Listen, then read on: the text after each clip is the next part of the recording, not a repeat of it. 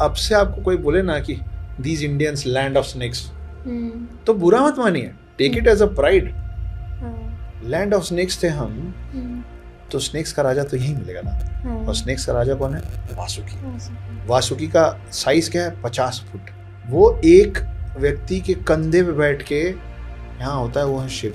तो सोचिए कि वासुकी जो उनके गले में लिपट जाता है, वो अगर 50 फुट का था, तो शिव का साइज क्या रहा होगा? उस समय जो सारे सांप थे वो घास के ब्लेड्स पे, घास के लाइंस पे अपनी जबान रख रहे, इसीलिए उनकी जबान कटी गई। अच्छा।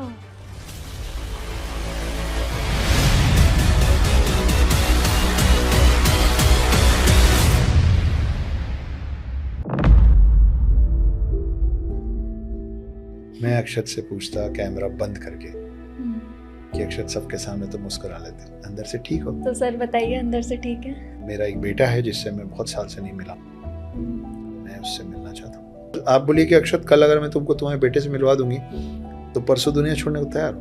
तो गांधी जी ने 15 लोगों की कमेटी का गठन किया।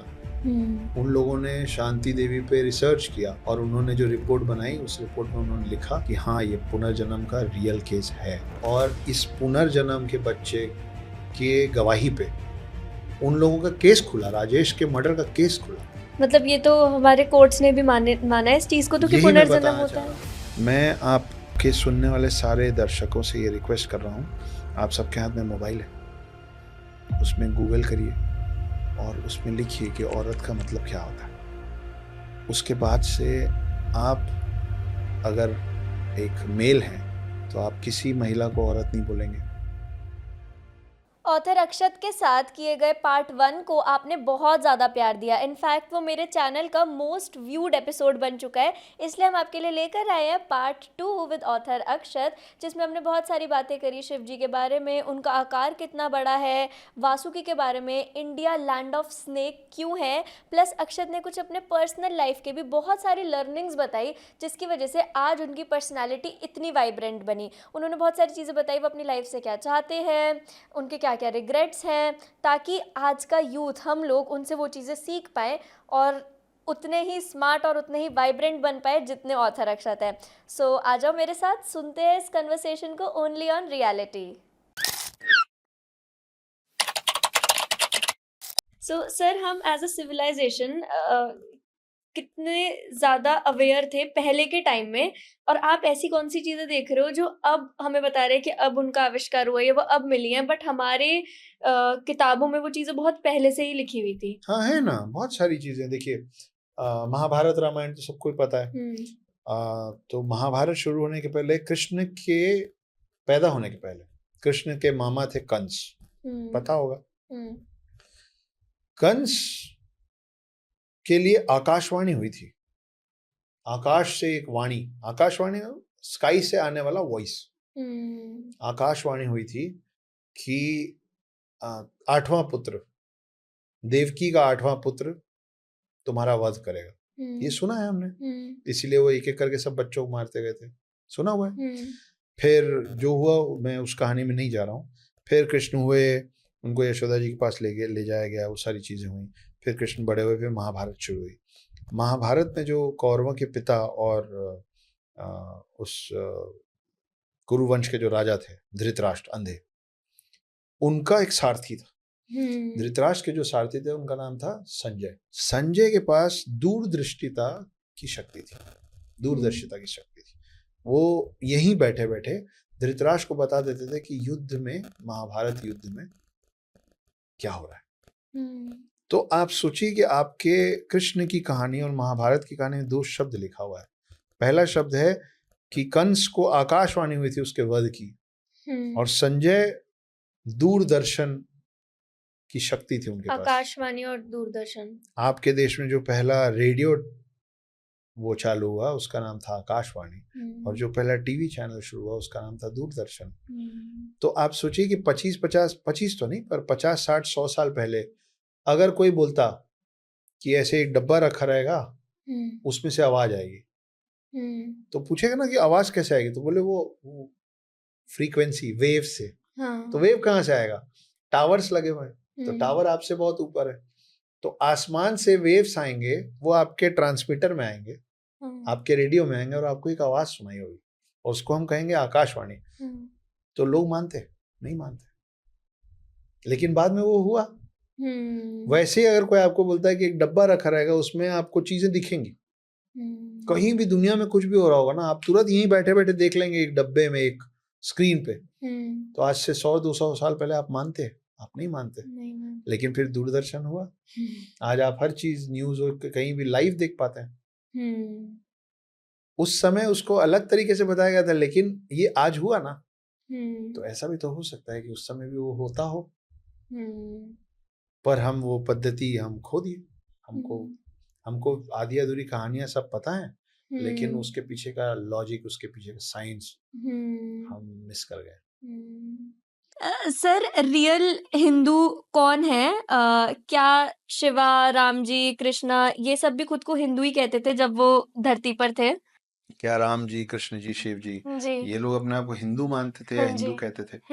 रिया, ऐसा है कि ये उस वक्त की बात है, उस समय की बात है जब कोई और रिलीजन था ही नहीं। अच्छा। और मैं इसको इसलिए नहीं बोल रहा हूँ कि मैं तो सनातनी हूँ, मैं तो हिंदू हूँ, तो मेरे जो मुंह में आ रहा, नहीं, ये सच है। क्योंकि आप और हम जो सनातन हैं, जो हिंदू है, एक लौता ऐसा हम लोगों का ये रिलीजन है जिसका कोई और छोर नहीं। अच्छा। तो इस पे भी मैंने 2 लाइन लिखी थी कि ना मेरा कोई प्रारंभ है, ना मेरा कोई समाप्त है। ना मेरा कोई प्रारंभ है, ना मेरा कोई समाप्त है, और एक ही हिंदू सैकड़ों की भीड़ को पर्याप्त है। अच्छा। तो हमारा कोई प्रारंभ, हमारा कोई अंत और शुरुआत है नहीं। तो हम तब से हैं जब से कोई और रिलीजन होता नहीं था।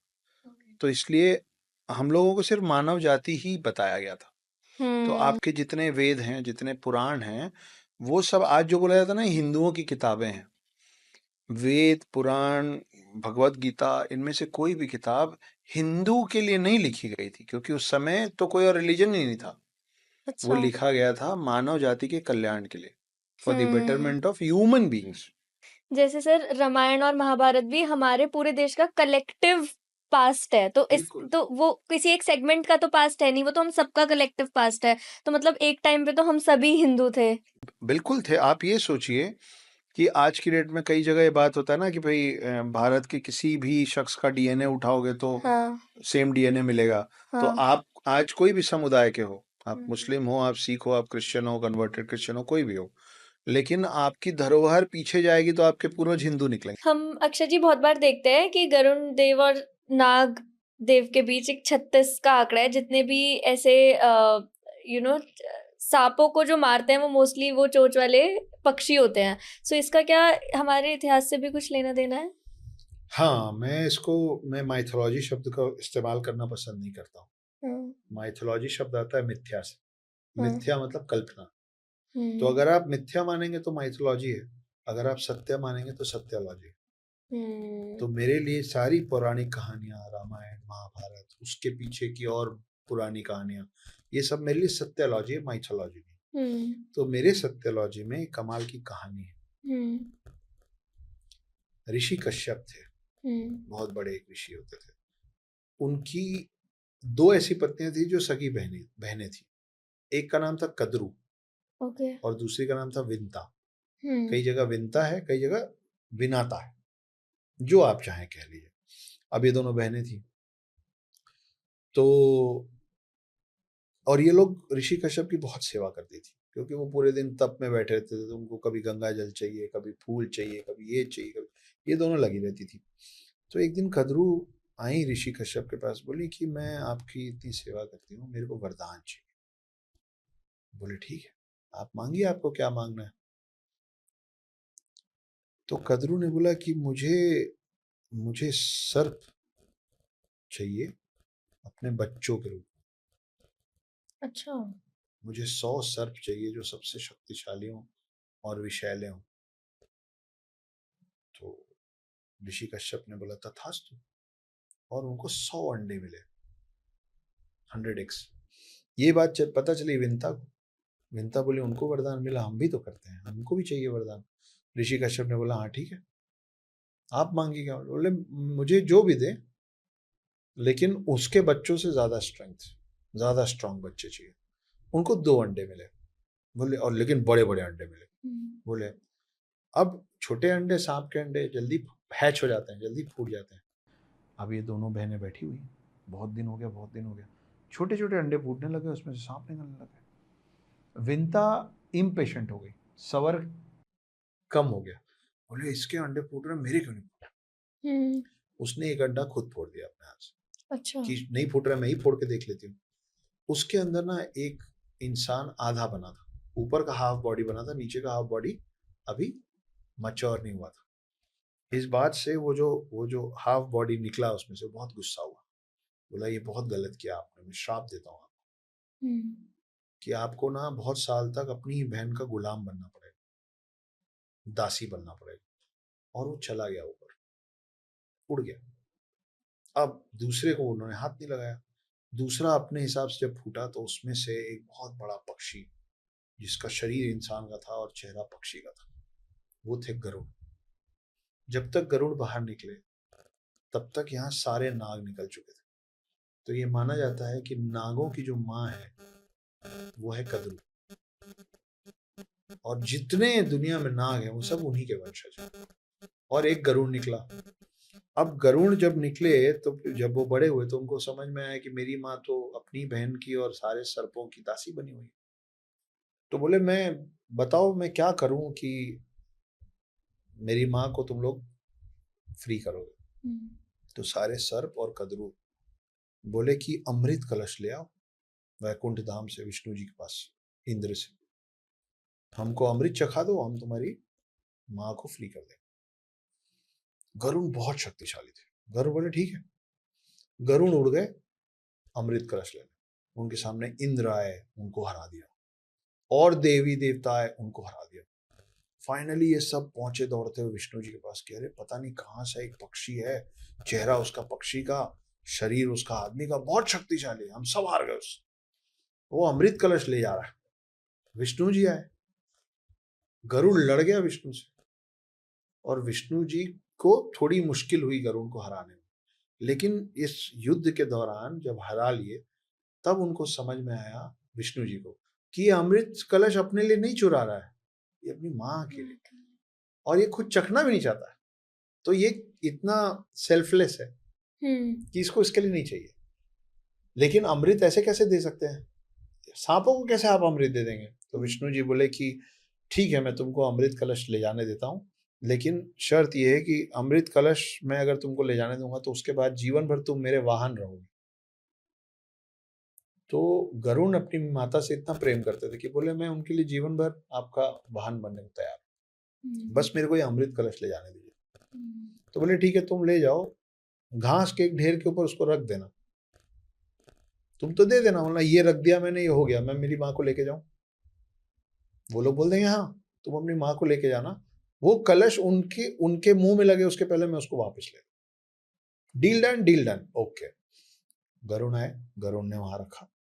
अब यहाँ पे इन दोनों का झगड़ा, टेंशन तो हो ही गया ना कि सारे सर्पों से तो गरुड़ की नाराजगी है कि मेरी माँ को तुम लोग दासी बनाए थे। वो ला के रखे घास के ऊपर और बोले मैं अपनी माँ को लेके जा रहा हूँ। कद्रू और सारे सांपों ने बोला हाँ ले जाओ, ये रहा अमृत कलश। अमृत कलश को विष्णु जी आए और उठा के गायब। अमृत कलश को जब वो लेके उड़े तो एक बूंद अमृत उस घास में कहीं गिरा।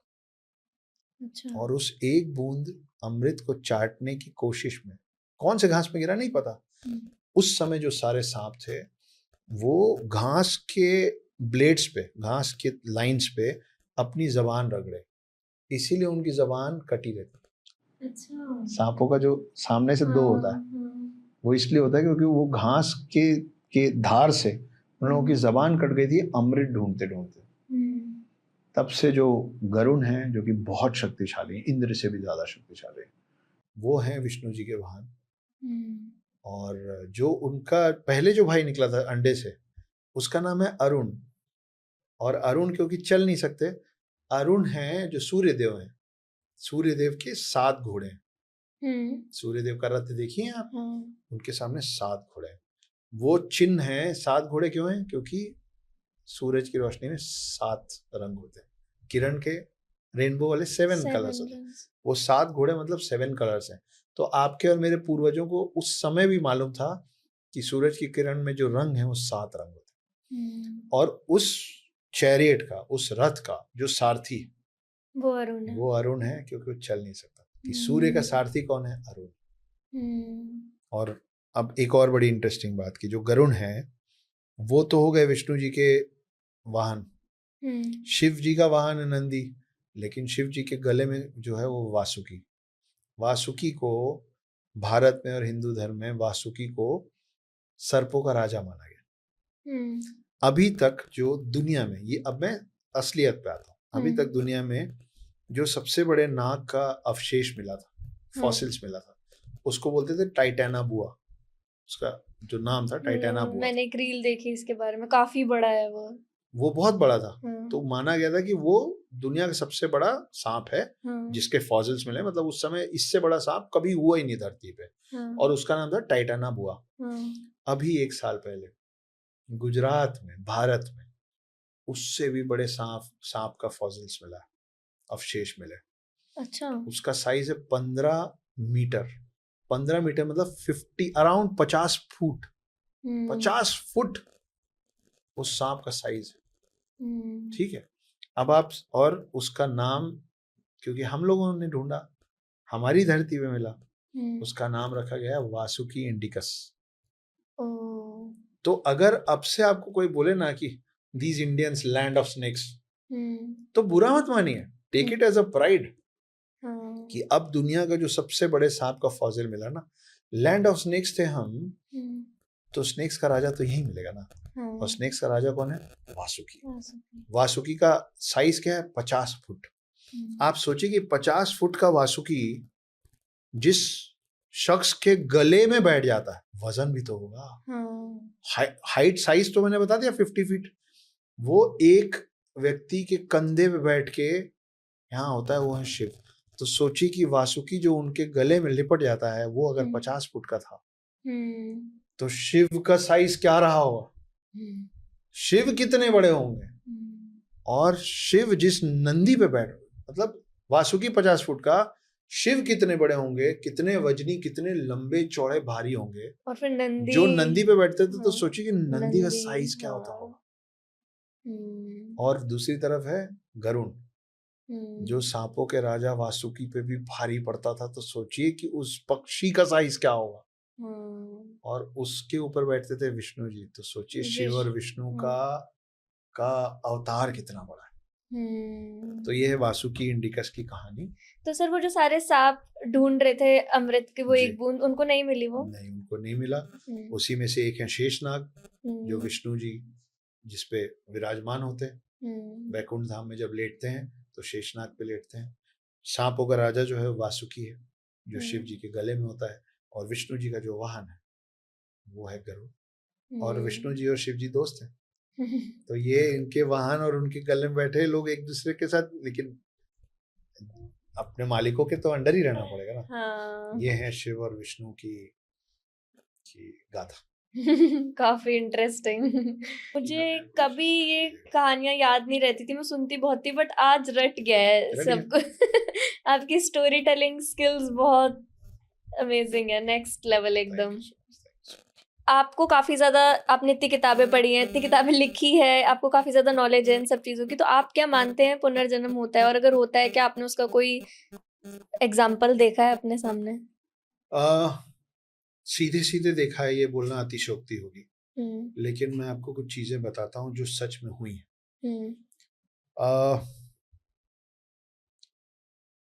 1902 अभी हम लोग 2024 में हैं, तो मैं 122 साल पहले की बात कर रहा हूँ। 1902 में एक घर में एक बच्ची पैदा हुई, उसका नाम था लुगदी।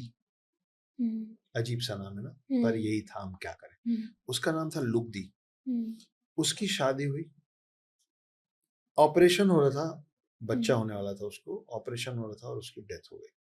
उसकी डेथ हुई 1926 में, 4 अक्टूबर 1926 में उसका देहांत हो गया।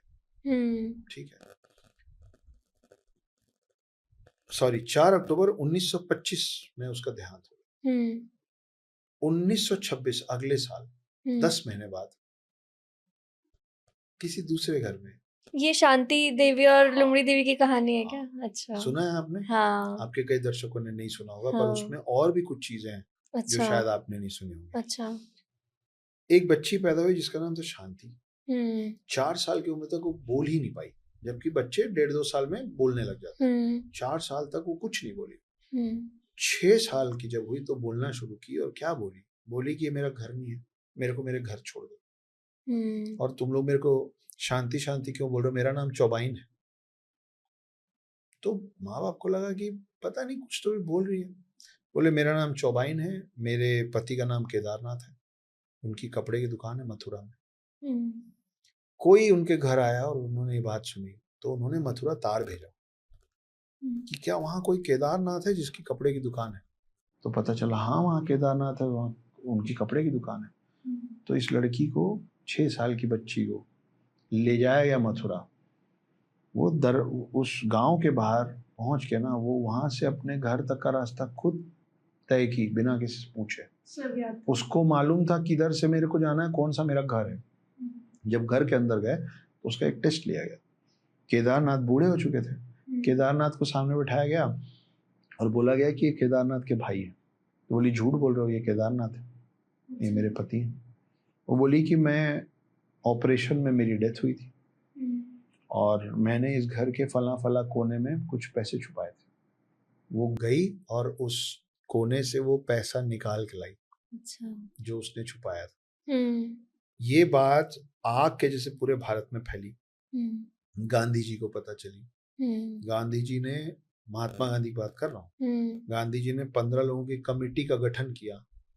उन लोगों ने शांति देवी पे रिसर्च किया और उन्होंने जो रिपोर्ट बनाई, उस रिपोर्ट में उन्होंने लिखा कि हाँ ये पुनर्जन्म का रियल केस है।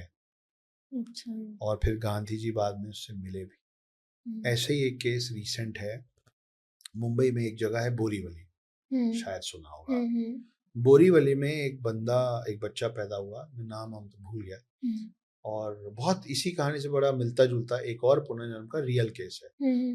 वो पैदा हुआ, रिसेंट नहीं, रिसेंट मतलब मैं अभी की बात नहीं कर रहा हूँ, आज से 50 साल पहले की बात है।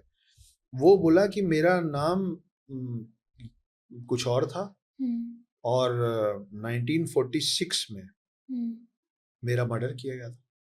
अच्छा। हाँ, और मेरी पत्नी रहती वहाँ, और मेरे पास एक फिएट गाड़ी है, पुरानी गाड़ी है मेरे पास, और मेरे को जो लोग मारे मैं जानता हूँ लोग कौन है, मेरे बिजनेस पार्टनर्स थे पहले शुरू में। उसकी बात नहीं मानी गई। बाद में इसी तरीके से जब वो बार बार बोलता था उसकी बात माननी पड़ी। उसको ले जाया गया, वो अपनी पत्नी को पहचाना नहीं, उसके पहले हाँ उसका नाम था राजेश। अच्छा। उसने बोला रेडियो की दुकान है मेरी। तो जिस शहर की बात किया था, जब वहां पे जाया गया तो वहां पे, और ये बच्चा बोल रहा है छोटा सा, वहां पे राजेश रेडियोस नाम से दुकान चल रहा था। उस दुकान को चला रही थी राजेश की पत्नी, राजेश मर चुका है, उसकी पत्नी चला रही थी। उसको जाके पूरी बात बताई गई, 2-4 ऐसी बातें बताई गई जिसके कारण पत्नी को मानना पड़ा कि शायद कुछ तो है। वो इस बच्चे से मिलने आई, उनकी कुछ ऐसी प्राइवेट बातें जो भी, ये इस शहर आई मिलने, और ये मारुति गाड़ी में बैठ के आई। तो ये बच्चा जो अपने आप को राजेश बोला था भड़क गया, गुस्से में आ गया, बोले इस गाड़ी में क्यों आई हो, मेरी फिएट कहाँ है। वो फिएट बेच चुकी थी। अच्छा। वो वापस गया, वो बताया कि मेरे को क्यों मारा, किसने मारा, और इस पुनर्जन्म के बच्चे के गवाही पे उन लोगों का केस खुला, राजेश के मर्डर का केस खुला। अच्छा। और उन लोगों को सजा हुई। मतलब ये तो हमारे कोर्ट्स ने भी माना है इस चीज को, तो कि पुनर्जन्म होता है। कि कोर्ट में वो लोग प्रूव कर पाए कि ये जो बोल रहा है ये राजेश के पुनर्जन्म की बातें ही कर रहा है, और ये राजेश ही। अच्छा। और वो जिन लोगों ने उसका मर्डर किया था उनको सजा मिली। और ऐसे तो और कितने एग्जांपल्स होंगे जो सामने ही नहीं आते, क्योंकि बहुत कम चीजें इतनी पॉपुलर होती हैं। हाँ। ऐसी अनगिनत चीजें हैं, आपका मेरा सबका पुनर्जन्म है, में से कोई ऐसा नहीं जिसका पहला जन्म है ये। किसी का पहला जन्म नहीं। अब किसी का जन्म पहला होता ही नहीं है, पहले जन्म होते होंगे सतयुग में, त्रेता युग में, द्वापर युग में। हाँ। अब आप देखिए विष्णु जी के भी तो 9 जन्म हो चुके हैं अभी तक। जो दशावतार हैं उसमें 9 अवतार आ चुके हैं ना, मतलब विष्णु जी के 9 जन्म हो चुके हैं सतयुग से लेके अब तक।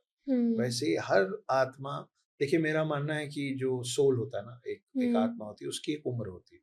मुझे नहीं मालूम उसकी उम्र कितनी होती है, लेकिन हम for the sake of conversation समझने और समझाने के लिए, ठीक है।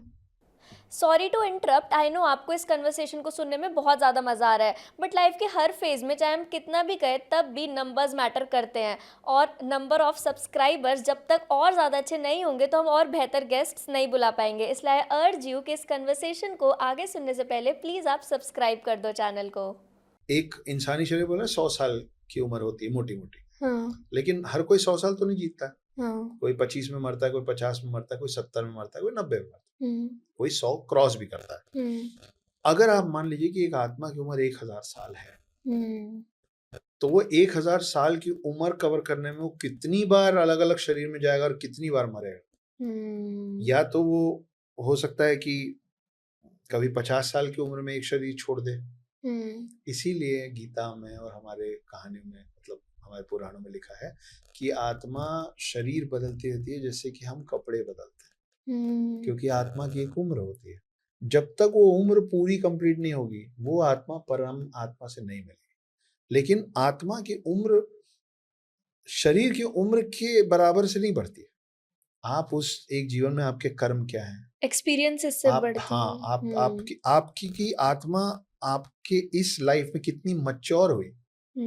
इसीलिए आपको कई बार कोई ऐसा बच्चा मिल जाता है जो अपनी उम्र से बड़ी बातें करता है, और कई बार ऐसे बड़े बुजुर्ग मिल जाते हैं जो अपनी उम्र से बहुत ही हल्की बातें करते हैं, कि उनको लगता, आप उनको देखते हो लोग इतने बड़े में कैसी फोड़ता हो, मतलब अब तो बड़े हो जाओ यार, बोलते हैं ना अपन, गए अब तो बड़े हो जाओ।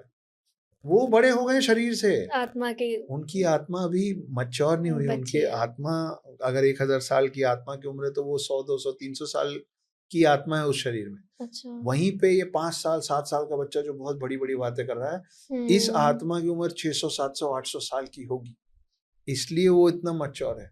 एक बच्चा जिस चीज पे रोता है उसी बात पे दूसरा बच्चा एकदम शांत बैठा होता है ना। तो आप बच्चे के हाथ से कुछ छीनोगे तो फिर हर बच्चे को एक जैसा बिहेव करना चाहिए ना, अलग अलग बिहेव कैसे होता है। आत्मा की उम्र अलग है, क्योंकि वो आत्मा की उम्र होती है। और इसी तरीके से आपकी आत्मा आपके इर्द गिर्द वाले सारे लोगों से हर जन्म में मिलती है, हर जन्म में मिलती है। इसीलिए पुराने समय में क्या होता था, ये जो आपने सुना होगा ना कि राजा के पोते का नाम वापस राजा पे रखा था। कि मेरे दादाजी का नाम भी वही था जो मेरा है, तो उसमें कहते भास्कर 2, अशोका 2, अलेक्जेंडर चौथा। ये क्यों होता था? क्योंकि उन लोगों की मान्यता थी कि वो वही आत्मा अब इस शरीर में वापस आई, क्योंकि आएगी तो इसी परिवार। अच्छा, मतलब जो हम एक क्लैन के लोग हैं वो एक दूसरे से मिलते रहते हैं, क्योंकि आपका कार्मिक कनेक्शन जुड़ा हुआ है ना। अच्छा। आपने इससे कुछ लिया होगा, उसको कुछ दिया होगा, जिसको दिया है उससे वापस लेना बचा है, जिससे लिया है उसको वापस देना बचा है। तो आपका कार्मिक कनेक्शन जब तक क्लोज नहीं होगा तब तक आपको उससे मिलते रहना पड़ेगा। सो जैसे हम डेजा वू कहते हैं जिस चीज को, कि हमें ऐसा फील होता है कि यहाँ पर हम पहले भी आए हैं, ये चीज तो हमारे साथ पहले भी हुई है, तो वो एक्सपीरियंस इसलिए ही है क्योंकि हमने पिछले जन्म में वो चीज देखी है? नहीं। अच्छा।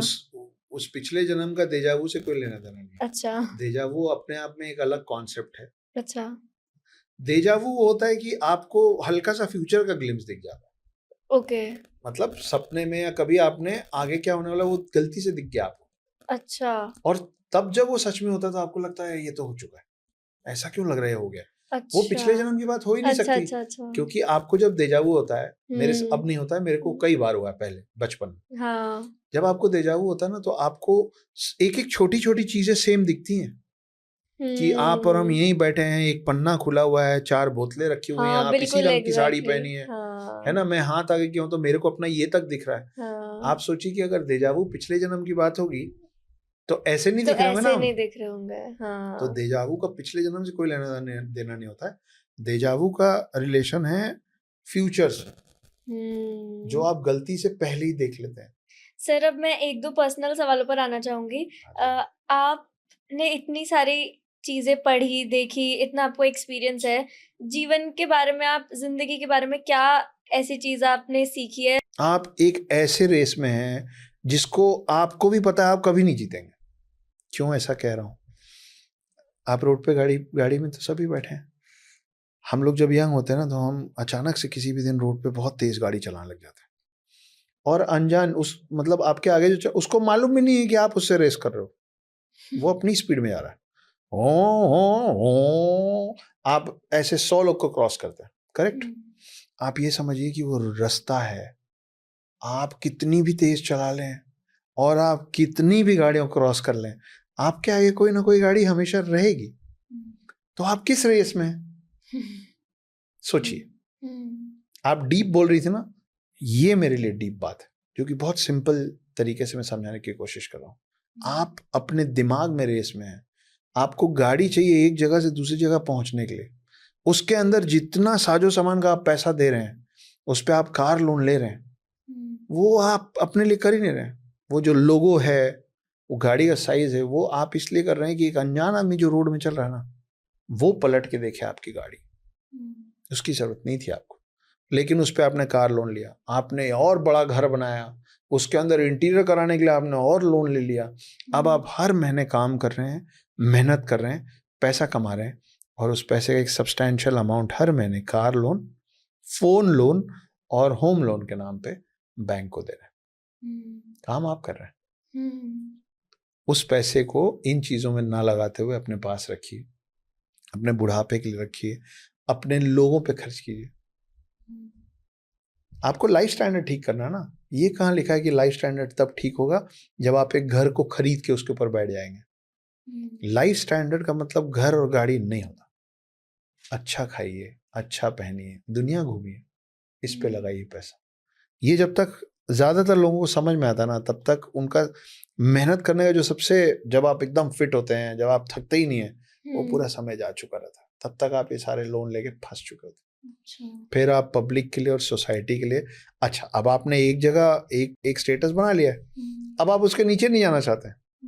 मैं आपके सामने बैठा हूँ, ये सब जो मैं आपको ज्ञान दे रहा हूँ, ये सारी गलतियां मैं अपने जीवन में कर चुका हूँ। तब जाके मेरे को समझ में आया कि 11 से 1500 रुपए का एक कुर्ता और 250 से 400 रुपए के एक पजामे में आप मुझसे उतना ही प्यार करेंगे। आपने ये बात करी प्यार की, आपके अंदर एक स्किल है जो आई गेस हर कोई चाहता है कि मेरे अंदर भी वो स्किल हो कि मैं जहां भी जाऊं लोग मुझसे प्यार करें। शायद आप ऐसा आप चाहते नहीं हो, बट ये ऑटोमेटिकली हो जाता है। जैसे अभी आप जिस कैब में भी आ रहे थे, वो कैब वाला भी आपकी बातें सुन के, हाँ, वो रुके हुए हैं, वो बोले सर आपको एयरपोर्ट हम ही छोड़ के आए। देखो हर कोई चाहता है कि हम जहां भी जाएं हम बहुत ज्यादा इंटरेस्टिंग लगे, और आप भी एक सोशल मीडिया के फेमस पर्सन है, इन्फ्लुएंसर आप कह लीजिए। बट सोशल मीडिया पे तो हर कोई इन्फ्लुएंसर बन जाता है, बट रियल लाइफ इन्फ्लुएंसर कैसे बने कि जहां जाए लोग हमसे इन्फ्लुएंस हो जाए? रिया, दो लोगों में ना हमेशा अब के समय में लेन देन का रिश्ता होता है। एक हाथ होता है ऐसे जिसको लेना होता है, दूसरा हाथ होता है ऐसे जिसको देना होता है। अगर मेरे को किसी से कुछ नहीं चाहिए होगा ना, तो मेरा हाथ ऐसे नहीं होगा। तो उन दो लोगों के बीच में अपर हैंड किसका हो जाएगा? मेरा हो जाएगा। क्योंकि अगर फिर भी रिश्ता है ना, तो सामने वाले को कुछ चाहिए हो, मुझे नहीं चाहिए। मुझे आज की डेट में अपने आसपास वालों से, समाज से, दुनिया से किसी से कुछ चाहिए ही नहीं। मेरे पास हैं पैसे, पर मुझे घर नहीं खरीदना। अभी मैं कैब से आया हूँ, आप मुंबई जहाँ मैं रहता हूँ वहां भी आएंगे ना, तो आपको मैं ऑटो में घूमता मिल जाऊँ। ये नहीं कि मैं कार नहीं खरीद सकता हूँ, पर मैंने मन बना लिया कि मैं कार नहीं खरीदूँ। मैं बिना कार क्यों? आपको बड़ा बड़ा ताज्जुब होगा, you will be surprised to know कि मेरे फोन में ओला, उबर, जोमेटो, स्विगी, पेटीएम, ये सब कुछ नहीं, ये सब कुछ नहीं है। इसके बिना भी मेरा जीवन आराम से चल रहा है। हम अपनी जरूरतें, वांट और नीड को ना हम मिक्स कर लेते हैं। नीड ये है कि मेरा तन ढका रहे, वांट ये है कि मेरा तन जिस कपड़े से ढका हो ना, उसमें फलाना ब्रांड लिखा हो। नीड ये है कि मेरे हाथ में एक घड़ी हो जो मेरे को बताती रहे कि समय क्या हो रहा है। वांट ये है कि ये स्मार्ट वॉच हो, इसमें फलाना ब्रांड का नाम लिखा हो, टाइम उतना ही सेम टाइम दिखाएगा। ये मेरे छोटे भाई ने अभी थोड़े दिन पहले मेरे को गिफ्ट की 700 रुपए की घड़ी। ठीक है, उसके अलावा ये 1100-1200 रुपए का कुर्ता है जो किसी ने मेरे को गिफ्ट में दिया था। ये थोड़ा सा अच्छा वाला पजामा है, इसलिए 450 का है, नहीं तो मेरे पास 200 से लेके 400 के पजामे हैं। इतने में मेरा काम चलता है और आप उसके बावजूद मुझको उतना ही मान, सम्मान, इज्जत, प्रेम सब देते हैं। आपको नहीं मतलब ना कि अक्षत का कुर्ता कितने का है, यहाँ पे गुची लिखा है कि पराडा। अक्षत जो बैग लेके चल रहा है वो कौन सी कंपनी का है। तो आप अपने आप को इतना अच्छा कर लीजिए कि एक तो आपको किसी से कोई चीज की जरूरत ना हो। मेरी जरूरतें इतनी कम है, मैं कितना भी कम काम करूंगा ना, मैं इतना अफोर्ड कर लूंगा, तो मेरे को आपसे मांगने की जरूरत नहीं। जो आ रहा है सब ठीक है, मेरी टीम है, सब है, लेकिन मेरी जरूरत इतना ही है, उसके बाद जो है सब परिवार का है। तो इसलिए ना मेरा हाथ ऐसे नहीं होता, मेरा हाथ ऐसे होता। तो जिस रिश्ते में आपका हाथ ऐसे है ना, उस रिश्ते में अपर हैंड अपने आप आपका हो जाएगा। सर, अगर अभी हमारे रोल्स एक्सचेंज हो जाते हैं, एक्सचेंज इन द सेंस अगर आप यहाँ बैठे होते तो आप अक्षत से क्या पूछना चाहते हैं? कौन सा ऐसा सवाल है जो आप पूछते हैं जो शायद मैंने मिस कर दिया? मैं अक्षत से पूछता कैमरा बंद करके कि अक्षत सबके सामने तो मुस्कुरा लेते हो, अंदर से ठीक हो? बस। तो सर बताइए, अंदर से ठीक है? देखिए, सब अपने अपने हिस्से की दुख तकलीफ लेके आते हैं।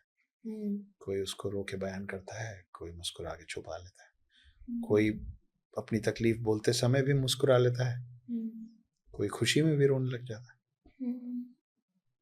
तो मैं सीख गया हूँ अपनी तकलीफों के साथ जीना, और मेरे को ये पता है कि मुझे अब अपने रिश्ते और अपनी जरूरतें और नहीं बढ़ानी। और आप चेज क्या कर रहे हो लाइफ में अल्टीमेटली? कुछ नहीं, बस मेरा एक बेटा है जिससे मैं बहुत साल से नहीं मिला हूँ, मैं उससे मिलना चाहता हूँ।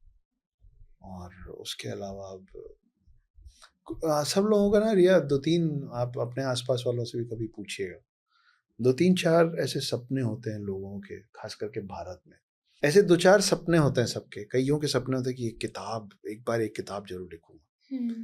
भगवान की दया से मेरे लिए सब हो चुका। कईयों का होता है एक दिन मैं बहुत महंगा घर, बहुत बड़ा घर खरीदूंगा, बहुत महंगी गाड़ी खरीदूंगा।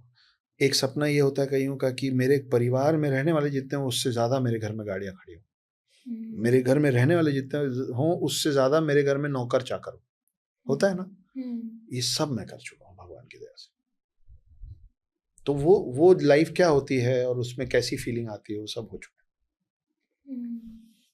विश्वास मानिए, मैं ऑन स्क्रीन ऑन कैमरा बोल रहा हूँ, एंड आई मीन इट। मेरे बेटे से आप मेरे को कल मिलवा दीजिए और आप बोलिए कि अक्षत कल अगर मैं तुमको तुम्हारे बेटे से मिलवा दूंगी तो परसों दुनिया छोड़ने को तैयार हो? तो मैं बोलूंगा जी।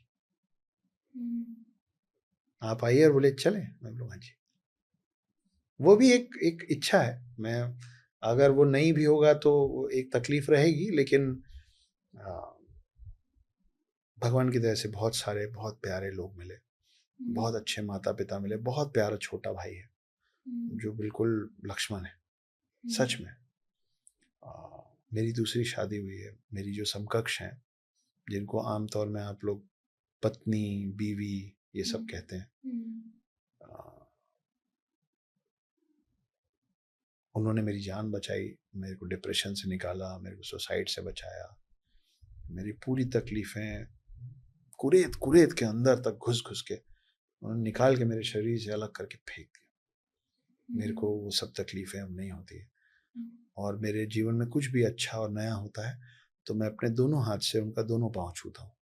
और मुझे ये आपको कैमरे पे बताने में कोई शर्म नहीं है, और ऐसा करने में तो मेरे को गर्व महसूस होता है, शर्म की बात तो है ही नहीं। उनको मेरा पांव छूना अलाउड नहीं है, क्योंकि ये जो पति शब्द होता है ना, वो जब आप बोलते हैं करोड़पति, मतलब आपके पास करोड़ों हैं, आप करोड़ों रुपए के स्वामी हैं, है ना। प्रजापति मतलब आपकी एक प्रजा है, आप उसके स्वामी हैं, पोजीशन हो जाता है।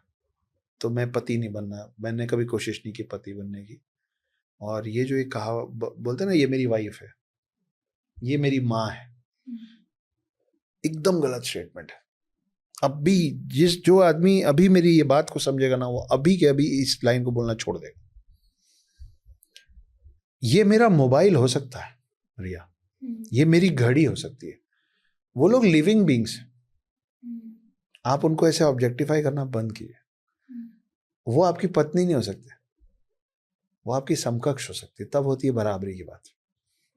वो आपकी माँ नहीं हो सकती, आप उनके बेटे हैं। अपन बोलते हैं ना मीट माई मॉम, नो, वो आपकी माँ, आपकी पहचान उनसे है, उनकी पहचान आपसे नहीं है। तो आप कैसे बोल सकते हैं ये मेरी माँ है, मैं उनकी बेटी हूं। आप ये बोल सकते हैं कि मैं इनका समकक्ष हूं या ये मेरी समकक्ष, मैं इनका पति हूं में भी आप पोजीशन में हैं, और ये मेरी पत्नी में भी आप ही पोजीशन में, दोनों में आपने अपने आप को ऊपर रख रखा है। मैं इसका पति मतलब मैं इसका स्वामी, और ये मेरी पत्नी मतलब ये मेरा, ऑब्जेक्टिफाई कर दिया आपने। इनफैक्ट आप पूरे पॉडकास्ट में भी किसी भी रेफरेंस में जब आप किसी की पत्नी बताना चाह रहे थे तो आप समकक्ष वर्ड यूज क्योंकि वही सही शब्द है। हमारे कल्चर में ये, आप उस देश में पैदा हुई हैं जहाँ पे स्वयंवर होता था, आपके हाथ में ये निर्णय होता था कि आप अपना जीवन साथी किसको चुनेंगी। मेरे हाथ में निर्णय नहीं रहता था कि मेरी समकक्ष कौन बनेगी। आप समझ रही है फर्क? तो अगर मुझे ये मोबाइल अच्छा लगा और मैं इस मोबाइल को अपने साथ उठा लाया, तो ये मोबाइल मेरा हुआ कि मैं इस मोबाइल का हो गया? ये मोबाइल मेरा हुआ ना। तो अगर आपने अपना जीवन साथी चुना है स्वयंवर के थ्रू, तो आप उसकी पत्नी कैसे हो सकती हैं? वो आपका समकक्ष होगा, आपने उसको चुना है ना। एक शब्द है जो आजकल बड़े आराम से लगभग हर हिंदुस्तानी बोल देता है, वो शब्द है औरत, है ना। आपने सुना होगा ना, या मजाक में कई लड़के बोलते हैं जब कोई महिला गाड़ी चलाती होती है, हल्का सा गलत टर्न वन ले ले, तो सुनने में आता है कि ये औरतों को गाड़ी नहीं देनी चाहिए यार रास्ते पे। या आपने सुना होगा कि सारे झगड़े औरतों की वजह से होते है ना, ये औरत वो औरत। मैं आपके सुनने वाले सारे दर्शकों से ये रिक्वेस्ट कर रहा हूँ, आप सबके हाथ में मोबाइल है, उसमें गूगल करिए और उसमें लिखिए कि औरत का मतलब क्या होता है। उसके बाद से आप अगर एक मेल हैं तो आप किसी महिला को औरत नहीं बोलेंगे, और अगर आप फीमेल हैं और अगर आपके सामने आपको कोई औरत बोले या किसी भी और महिला को भी औरत बोले, तो आपको इतना गुस्सा आएगा, आपको इतनी नफरत होगी, और आप उसको बोलेंगे कि कुछ भी बोलो पर खबरदार ये नहीं बोलना आइंदा से। लेकिन हम लोगों को पता ही नहीं। क्या मीनिंग होता है सर? फीमेल प्राइवेट पार्ट को औरत कहते हैं। अच्छा जी, और ये इसका लिटरल ट्रांसलेशन है, मीनिंग है, मैं नहीं बना रहा हूँ। अच्छा। मैडम शब्द अपने आप में बहुत बुरा शब्द है। मैडम शब्द निकलता है फ्रांस से। फ्रांस में एक लेडी के लिए मैडमोजेल बोला जाता है, मैडम नहीं बोला जाता, मैडमोजेल बोला जाता है। मैडम पहले फ्रांस में उन महिलाओं को बोला जाता था जो अपनी जीविका चलाने के लिए, अपना घर चलाने के लिए अपने देह का व्यापार करती थी, जिसको आप और हम अंग्रेजी में प्रोस्टिट्यूट्स कहते हैं। अच्छा। उसको फ्रांस में मैडम कहा जाता था आज की डेट में। और जब वहाँ पे लोग ये मैडम वर्ड को इस तरीके से इस्तेमाल करते थे, तब आपके देश में एक अनजान महिला और हर महिला को देवी जी कहा जाता। आपने देवी जी जैसा अच्छा शब्द हटा के ये औरत, मैडम, आप ये खराब चीजें अच्छी चीजें छोड़ छोड़ के सीख रहे हैं। क्योंकि कोई बताने वाला भी नहीं है ना, ऐसी चीजों के माध्यम से। कोई पूछने वाला नहीं है, इसलिए कोई बताने वाला नहीं। कोई पूछेगा तो बताने वाले तो हैं। अब आप देखिए, जैसे एक बात है लक्ष्मण जी को, ये अपन इस पे लास्ट करते हैं, लेकिन क्योंकि ये महिलाओं की बात चल रही और मैं इस बारे में बात करने में कभी नहीं चूकता हूँ। जब सीता जी को रावण हर के ले गया था, और सीता जी जाते समय अपने आभूषण गिरा दी थी ताकि राम और लक्ष्मण जी को रास्ता पता चले। तो जब लक्ष्मण जी के हाथ में सीता मैया की बिछिया और पायल आई थी, तो बोले ये मेरी सीता माँ का। वो सीता मैया का चेहरा ही नहीं देखे थे कभी। वो सीता मैया को सिर्फ उनके पाँव से, उनकी बिछिया से और उनके पायल से पहचानते थे। ठीक है, वहां से हमारे लिए हिंदू धर्म में, सनातन धर्म में निकला कि भाभी माँ समान होती। ठीक है, लेकिन आज की डेट में आपको क्या मिलेंगे जो प्यार से किसी पार्टी में, अरे भाभी जान, भाभी जान नहीं है आपकी, माँ। भाभी माँ है आपकी। भाभी आपके कल्चर में भाभी माँ समान होती है। माँ का दर्जा दिया गया भाभी को, जान का दर्जा नहीं दिया गया। ये बहुत बड़ा फर्क है, अगर आप समझें तो बहुत बड़ा फर्क है। नहीं तो आपके इसमें 4 लोग कमेंट बोलेंगे कुछ भी बोल रहा है। कुछ भी नहीं बोल रहा हूँ। और जैसे हमने बोला भाभी जान, तो ये एग्जैक्टली वही जो आप कह रहे थे कि हमारे रिलीजन के ऑपोजिट चीजें दूसरे रिलीजन में कर दी। आप जिन शब्दों का इस्तेमाल करने लग जाते हैं परमानेंटली, उस हिसाब से ही आपकी धरोहर बनती है। आपका जो आपकी जो परवरिश होती है वो उस हिसाब से होती है। क्योंकि आपके लिए भाई आप अगर मैं किसी को भाभी जान बोलूंगा तो मैं मस्ती में उसके पीठ में हाथ भी मार दूंगा, जैसे दोस्तों को मारते हैं, भाभी जान। लेकिन अगर मैं भाभी माँ बोलूंगा तो मेरे से ये नहीं होगा ना। तो लिहाज मर्यादा जो है वो आपकी मर्यादा का लाइन बनता है उन बातों से जिन शब्दों का आप इस्तेमाल करते हैं। आप जैसे दोस्त के साथ पेश आते हैं वैसे पिता के साथ पेश नहीं आते। सच है ना। इसीलिए आप पिता को उसके नाम से नहीं बुला सकते। आप पिता को पिता बोलते हैं, आप माँ को माँ बोलते हैं। आप अपनी बहन के साथ ऐसे करके मिल सकते हैं, आपकी बहन है, लेकिन आप अपनी माँ से ऐसे नहीं मिल सकते, वो आपकी माँ है। तो भाभी को माँ का दर्जा इसलिए दिया गया है ताकि गलती से भी कोई भी देवर अपनी भाभी को गलती से भी गलत नजर से ना देखे, गलती से भी हाथ ना लगा दे। पर जब आप भाभी माँ छोड़ के भाभी जान बोलने लग जाते हैं तो आपका रिश्ता, एक दूसरे को देखने का नजरिया और एक दूसरे से पेश आने का सलीका सब बदल जाता है। बहुत छोटी सी बात है पर जिनको समझ में आ जाएगा उनके लिए बहुत बड़ी बात। अगर आप भी कहीं से तो पैदा हुए ही होंगे, तो मतलब आपकी भी माँ है, आपकी पत्नी होंगी, आपकी बहन होंगी, आपकी महिलाएं दोस्त होंगी। सोचिए कि अगर अब आपको पता है कि औरत शब्द का मतलब क्या होता है और आपके इर्द गिर्द की किसी महिला को कोई औरत बोलेगा तो कैसा लगेगा। अगर आपको बुरा लगेगा तो फिर दुनिया की किसी महिला को औरत मत बोलिए। एक महिला का काम सिर्फ इस शब्द से बहुत बड़ा है। जितने भी भगवान है ना हमारे, वो सारे भगवानों को पैदा होने के बाद उनकी माँओं के नाम से जाना गया है। गंगा पुत्र भीष्म, पवन पुत्र हनुमान, देवकी नंदन, कौशल्या नंदन, और इनमें से जिन लोगों ने शादी की है उन मर्दों को उनकी शादी के बाद उनकी पत्नियों के नाम से जाना गया। गौरी शंकर, लक्ष्मी नारायण, सिया राम, राधे श्याम। तो हम उस जमीन से आते हैं जहाँ पे हमेशा मैट्रियार्की सोसाइटी ही रही है कि आप जब तक शादी नहीं करेंगे। My name is Akshat Gupta, son of Shri Ajay Gupta. ये वेस्टर्न कल्चर अभी हम लोग को लाके परोस के दिया है। इसीलिए मैं जब अपना परिचय देता हूँ, जो अभी तक इस पॉडकास्ट में मैंने नहीं दिया है, और अब हम इस पॉडकास्ट को खत्म कर रहे हैं। दिया है सर, आपने बोला उर्मिला पुत्र अक्षत। तो मेरा पूरा परिचय ये है, जिनमें आप में से जो लोग भी मुझे पहली बार देख सुन रहे हो, कि मेरा नाम है उर्मिला पुत्र Akshat Gupta. I am a full time house husband, part time author, screen writer, poet and lyricist. और अब आपको पता है कि मैं उर्मिला पुत्र क्यों हूँ और फुल टाइम हाउस हस्बैंड मैं इतने गर्व से क्यों कहता हूँ। तो इसके साथ अपन इस पॉडकास्ट को खत्म करें रिया। बिल्कुल। और आप सब लोगों से रिया और मेरी मुलाकात फिर होगी जल्द। सर ये एक पॉडकास्ट ही नहीं है, मेरे लिए भी मेंटरिंग सेशन है। बहुत मजा आया बात करके, काफी ज्यादा ही मजा आ गया एक्चुअली बात करके। जो क्वेश्चंस लिखे थे उससे तो हम बहुत ही ज्यादा भटक गए, ये तो सब कवर कर लिए, बट उसके आगे जो हमने बातें करी वो और भी मजेदार है।